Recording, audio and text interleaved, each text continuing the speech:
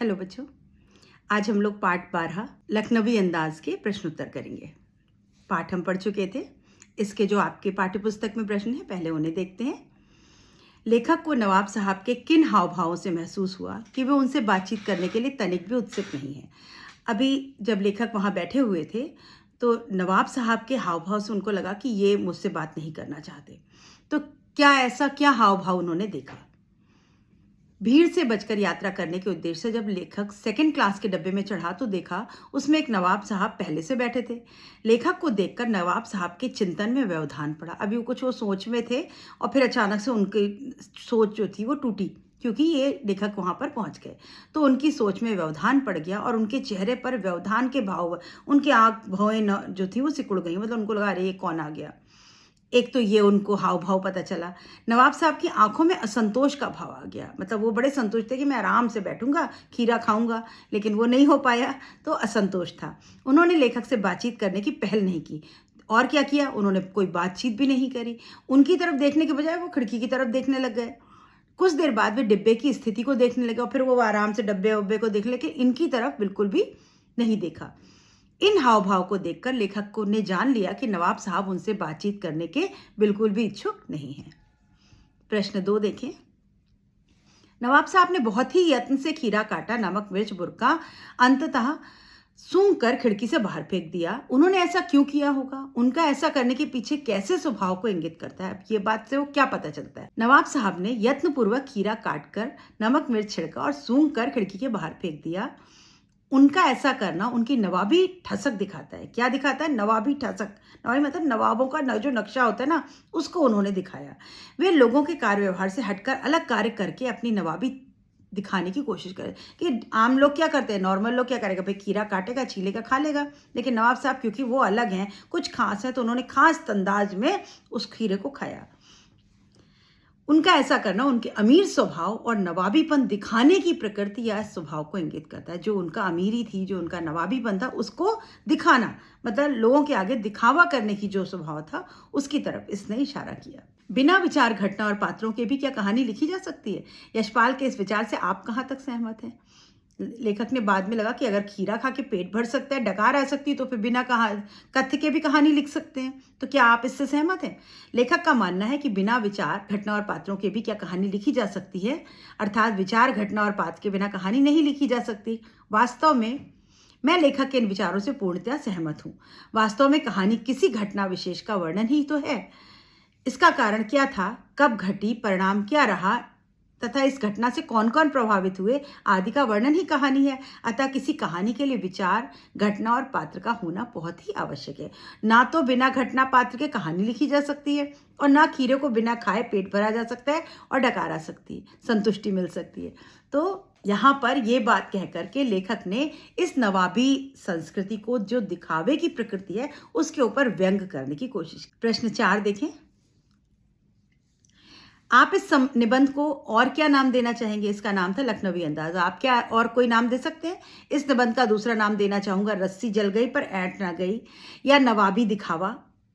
इसका कारण यह है कि नवाब साहब की नवाबी तो कब की छिन चुकी थी, अब उनमें अभी नवाबों वाली ठसक और दिखावे की प्रवृत्ति थी। जब अंग्रेज थे तब तो नवाबियत चल रही थी, लेकिन अंग्रेज जब आए हैं उन्होंने सारा सब कुछ अपने कब्जे में ले लिया था, तो नवाबों की चलती नहीं थी। लेकिन वो अपनी आदत से मजबूर हुआ करते थे और वो दिखावे में विश्वास करते थे।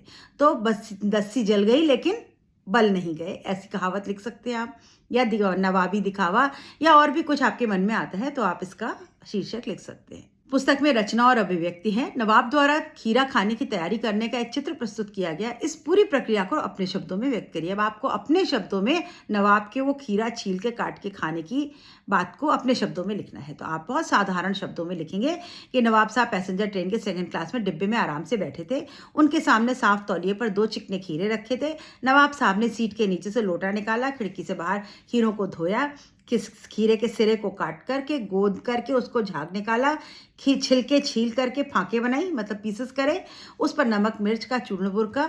जब फांके पनियाने लगी, मतलब पनियाने मतलब पानी, किसी चीज पे आप नमक डाल दें खीरे पर तो वो क्या करता है, पानी पानी छूटने लगता है। तो जब वो पनियाने लगी तो उन्होंने एक फांक को उठाई, मुंह तक ले गए, सूंघा और खिड़की से बाहर फेंक दिया। ऐसा करते हुए उन्होंने सभी फांके फेंक करके डकार मारी कि हाँ मेरा तो पेट भर गया। इस तरह से आप अपने शब्दों में इसको लिख सकते हैं। दूसरा है, किन किन चीज़ों का रसास्वादन करने के लिए आप किस प्रकार की तैयारी करते हैं, आप और क्या क्या चीज़ें खाते हैं और कैसी तैयारी करती हैं, ये आप अपने आप से कुछ भी लिख सकते हैं। प्रश्न 6, खीरे के संबंध में नवाब साहब के व्यवहार को उनकी सनक कहा जा सकता है। आपके नवाबों की और भी सनक और शौक के बारे में पढ़ा सुना होगा, किसी एक के बारे में लिखिए। अब नवाब साहब की ये सनक कह सकते हैं। सनक कहते हैं एक कुछ काम करने का जुनून, पागलपन। कोई पागलपन की तरह अगर कोई काम करता है तो उसको सनक कहते हैं। तो ऐसे बहुत से लोग होते हैं बच्चों जो ऐसी सनक के प्रति काम करते हैं। ऐसे क्या आप हो सकता है, आप किसी और सनक के बारे में जानते हैं नवाबों की, तो लिखिए। तो यहाँ एक उदाहरण दिया हुआ है। नवाबों की सनक और शौक यह रही है कि वे अपनी वस्तु, हैसियत आदि को बढ़ा चढ़ाकर दिखाते हैं और बताते हैं। वे बात बात में दिखावा करते हैं। एक बार लखनऊ के ही नवाब, जो प्रातःकाल किसी पार्क में भ्रमण करने के शौकीन थे, प्रतिदिन पार्क में आते थे। एक दिन एक साधारण सा दिखने वाला आदमी भी वहां भ्रमण करने आया। उन्होंने नवाब को सलाम ठोका और पूछा, नवाब साहब क्या खा रहे हैं? नवाब साहब ने गर्व से उत्तर दिया, बादाम। नवाब साहब ने जेब में हाथ डाला और अभी निकाला ही था कि उनका पैर मुड़ गया और वो गिर गए। उनके हाथ से खाने का सामान बिखर गया। व्यक्ति ने देखा कि खाने में बिखरे हुए सामान में एक भी बादाम नहीं थी, सारी मूंगफली थी। अब नवाब साहब का चेहरा देखने लायक था। मतलब अपने दिखावा करने की एक सनक होती है। तो उन्होंने खा रहे थे मूंगफली, कहा कि अब बादाम खा रहा हूँ, गिर गए, सारी पोल खुल गई उनकी। और भी आपने ऐसी सनक देखी होगी बच्चों। कुछ लोगों को हाथ धोने की सनक होती है हर समय, किसी किसी को सफाई करने की सनक होती है, किसी को अच्छे कपड़े पहनने की सनक होती है, प्रेस करे हुए, कि जरा भी एक शिकन पड़ी तो वो तुरंत प्रेस लेके खड़ा हो जाता है।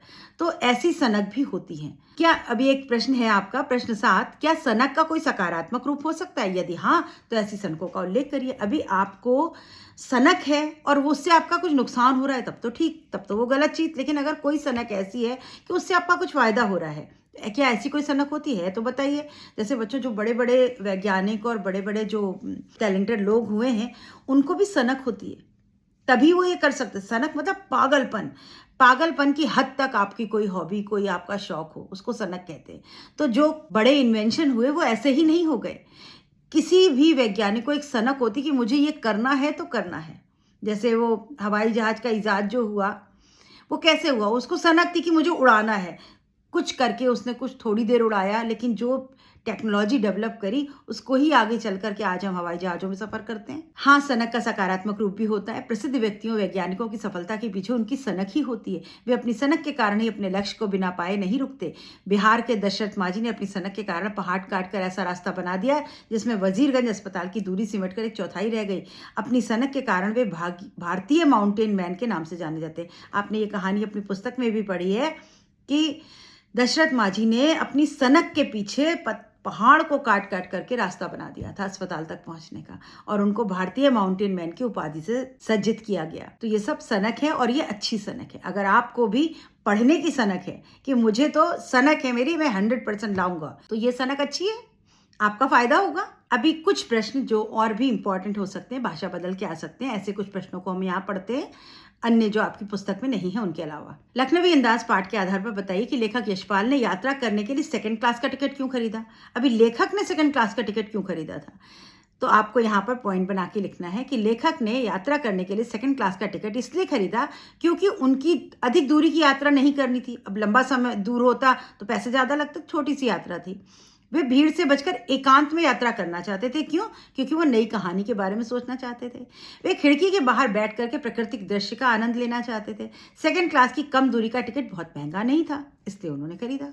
तो ये बातें आप पॉइंट बना के लिखिए। लेखक के डब्बे में आने पर नवाब ने कैसा व्यवहार किया? अब लेखक जब आया तो नवाब ने कैसा व्यवहार किया, वही बातें आप पॉइंट बनाकर लिख सकते हैं कि जब वो आया तो नवाब साहब को अच्छा नहीं लगा, उन्हें आंखें भौं से कोड़ी और उन्होंने बजाय उनकी तरफ देखने के बाहर देखना शुरू कर दिया, उनसे कोई बात नहीं करी और उनसे कैसा व्यवहार किया? उपेक्षित व्यवहार किया, मतलब इग्नोर किया उनको, तो उनसे एक उपेक्षित व्यवहार किया। आप पॉइंट बना के लिख सकते हैं। प्रश्न 3, खीरे को खाने योग्य बनाने के लिए नवाब साहब ने क्या क्या किया और उन्हें किस तरह सजा कर रखा? पाठ के आधार पर बताएं। तो अभी क्या क्या किया था? उसको काटा, धोया, साफ करा, चिकना पोछा, रखा, काटा, ऐसे ऐसे गोदा, फिर उसका झाग निकाला, चीला, काट कर फांके बनाई, नमक मिर्च मिलाया। आप आराम से लिख सकते हैं अपने शब्दों में, और उसको सजा करके रख दिया। नवाब साहब द्वारा लेखक से बातचीत की उत्सुकता न दिखाने पर लेखक ने क्या किया? अब नवाब साहब ने जब उत्सुकता नहीं दिखाई बात करने की, तो लेखक ने क्या किया? लेखक ने भी वही किया, उसने भी अपनी उत्सुकता नहीं दिखाई, वो भी उनकी तरफ नहीं देख रहा, तो वो भी बाहर देखने लगा। नवाब साहब ने लेखक से बातचीत की उत्सुकता उस समय नहीं दिखाई जब वह डिब्बे में आया। लेखक ने इस उपेक्षा का बदला उपेक्षा से दिया। उसने भी उपेक्षा दिखाई। उसने भी नवाब साहब से बातचीत करने की उत्सुकता नहीं दिखाई और नवाब की ओर से आंखें फेर ली। यह लेखक के स्वाभिमान का प्रश्न था जिसे वह बनाए रखना चाहता था। अब लेखक बात कर लेता तो उसका स्वाभिमान नीचे गिर जाता, तो इनके भी स्वाभिमान की बात थी और वो उसको बनाए रखना चाहता था। तो अपने आप उसने भी बातचीत नहीं करी। जब उन्होंने आग्रह किया खीरा खा लो, तब भी इन्होंने मना कर दिया कि नहीं मैं नहीं खाऊंगा, मेरा पेट थोड़ा खराब है। खीरे की फांके खिड़की से फेंकने के बाद नवाब साहब ने गुलाबी आंखों से लेखक की ओर क्यों देखा? अभी जब सारी खीरे की फांके फेंक दी तब नवाब साहब ने लेखक की तरफ क्यों देखा? खीरे की फांके एक एक उठाकर सूखने के बाद नवाब साहब ने खिड़की की ओर भाग फेंकते गए। उन्होंने डकार ली और लेखक की ओर गुलाबी आंखों से देखा, क्योंकि उन्होंने लेखक को दिखा दिया कि नवाब खीरा कैसे खाते हैं। अपनी नवाबी का प्रदर्शन करने के लिए उन्होंने खीरा खाने के बजाय फेंक दिया था।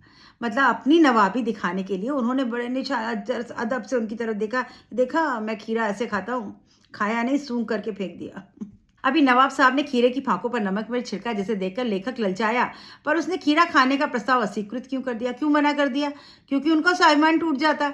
नवाब साहब ने करीने से सजी खीरों की फांकों पर नमक मिर्च छिड़क कर लेखक से खाने का आग्रह किया, तो लेखक ने साफ मना कर दिया, जबकि लेखक खीरा खाना चाहता था। इसका कारण था कि लेखक पहली बार नवाब साहब को खीरा खाने के लिए मना कर चुका था। अब एक बार तो वो मना कर चुके कि नहीं मैं नहीं खाऊंगा। दोबारा फिर जब उन्होंने पूछा तो इनका मन हुआ खा लें, लेकिन फिर क्योंकि वो एक बार मना कर चुके थे तो अब कैसे खा लेते, फिर अपना स्वाभिमान टूटता।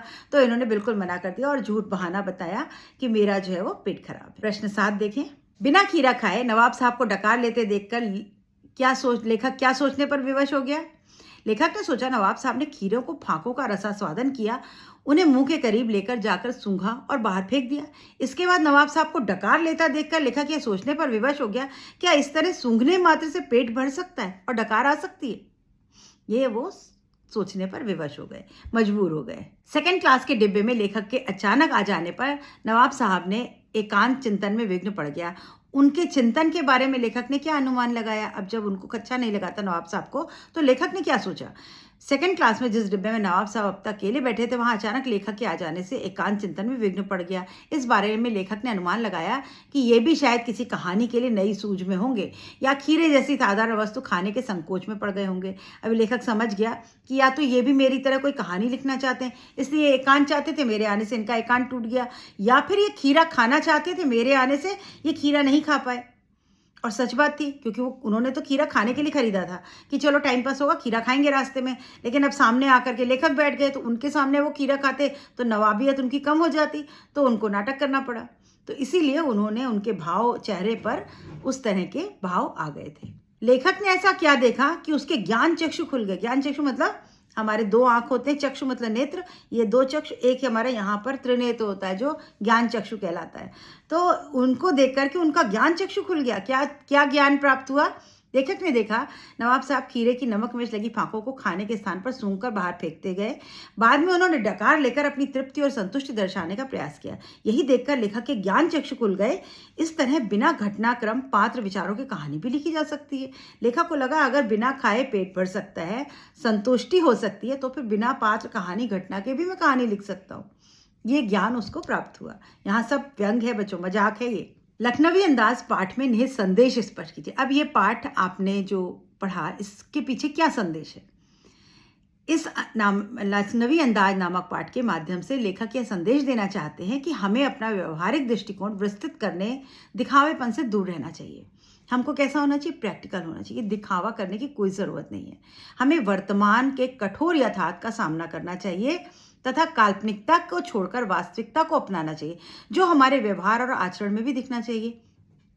नवाबियत दिखाने के लिए खीरे को फेंकने की क्या जरूरत है? क्या नवाब खीरा नहीं खा सकता? तो हमें दिखावे की संस्कृति को छोड़ना है, जो सच्चाई है उसको स्वीकार करना है और जमीन से जुड़ के रहना है। जो हम हैं वो हैं। किसी को दिखा करके बड़ा बनने की कोई ज़रूरत नहीं। अगर आप बड़े हैं तो कुछ अपने कर्मों से बड़े बनिए, दिखावे से बड़ा बनने की कोई आवश्यकता नहीं। यही संदेश हमें ये पाठ देता है। बच्चों, यहाँ पर पाठ के प्रश्न और कुछ एक्स्ट्रा प्रश्न भी यहाँ समाप्त होते हैं। उम्मीद करती हूँ आपको पाठ समझ में आ गया होगा और सभी प्रश्नों के उत्तर भी आप अपने मन से लिख पाएंगे। राइटर का नाम याद रखिएगा, यशपाल एक बहुत बड़े व्यंग्यकार हैं। तो मिलते हैं नेक्स्ट पार्ट के साथ नेक्स्ट वीडियो में। लाइक शेयर सब्सक्राइब करिए और कमेंट करिए। Good bye.